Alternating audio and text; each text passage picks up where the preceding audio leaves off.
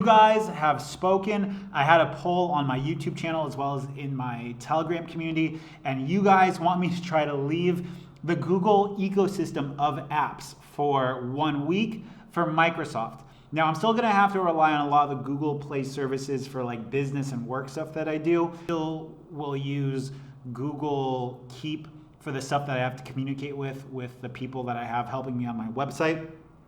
But more or less, I'm going to replace everything possible with the Microsoft version of that. So that includes Google search for Bing search, which I'm going to have to do some tweaks, but here in Vietnam, I don't know how that's going to work. I'm going to be leaving Google Maps for Here Maps. Now, Here Maps is the old version of Nokia Maps that Microsoft bought, and it's popular in China because they don't have Google in China. Leaving the stock launcher on my K30 Pro for the Microsoft launcher, which I've been using that on the K20 Pro with the high refresh rate mod. Video about this coming soon. And Google Keep for Microsoft OneNote, Gmail for Outlook, and Chrome replaced with Edge. Now I'm going to be vlogging and talking about this experience on my K30 Pro. Shooting videos of it with my K20 Pro for those that are interested. But I was a big fan of Microsoft Windows Phone back in the day. Like I had the Lumia 900, the 920, I had a bunch of the like Lumia phones. And even setting up the apps on this device, I really like the material design and the one-dimensional look that Microsoft has. And I think I'm gonna like it. People online were telling me that this was gonna be something that I really, really enjoyed, or that would be like interesting for them to see. So here it goes. We're gonna go ahead. I'm gonna show you guys how I set up the phone. Okay guys, we just now moved over to the Microsoft launcher. We have a Google Feed type of thing with calendar, frequently used apps, tasks, and stuff like that. And I think this is, guys, I think this is pretty convenient, to be honest with you. It's maybe not quite as intelligent as the Google like feed in the way that Google is, because Google does a lot of like AI figuring out where you are and stuff like that. But Microsoft is much more customizable. Let's go ahead and customize this a little bit more.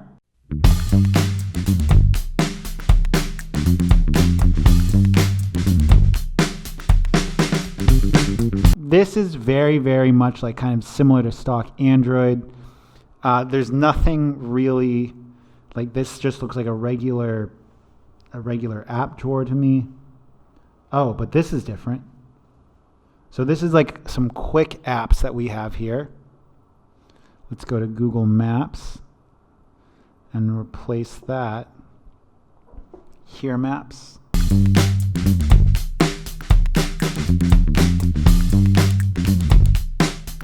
We're leaving Chrome. Bye-bye Chrome. Microsoft Edge. Let's do it. Guys, so the first thing I've noticed is that this launcher has some very specific gestures.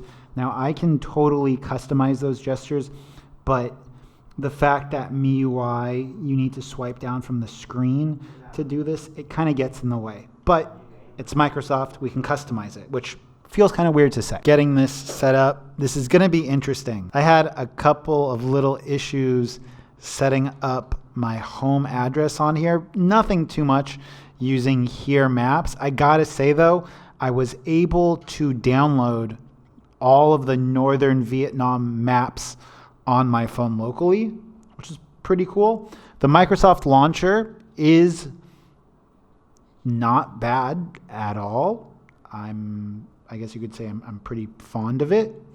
You know, I think it works pretty well. Oh, and here's all of my calendar stuff and reminder stuff. Okay, I'm pretty surprised because not only do all of these apps offer a really, really fast experience, but all of these apps seem to kind of embrace this material design and overall flat aesthetic. Using Translate here is going to be interesting. Maybe we'll do a little video here in the studio. I've got a native Vietnamese speaker here, and we can play around and see how good the app does at translating stuff. Okay guys, so we have officially switched everything over to Google Apps as much as possible, including the Swiftboard keyboard.